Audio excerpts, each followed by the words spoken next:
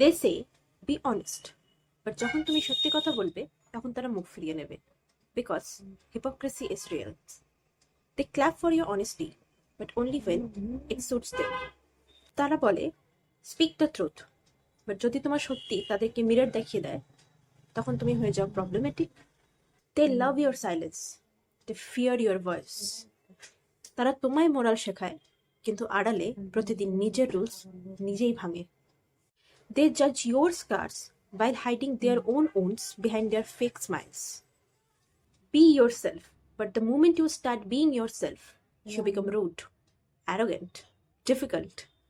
Because being real is dangerous in a world addicted to pretending. সবথেকে বড় সত্যটা কি জানো? হিপোক্রেসি কোনোদিনও একা আসে না, সাথে আসে ভ্যালিডেশন, অ্যাপ্লজ, ফলোয়ার্স। আর অনেস্টি আসে লোনলিনেসের সাথে। So this is a world where hypocrisy is real. তো আজকের এই ভিডিওটা থেকে কি কি শিখলেন অবশ্যই কমেন্টে জানান, এবং আরও এরকমই নিউ ওয়ার্ডস শিখতে থাকার জন্য ফলো করুন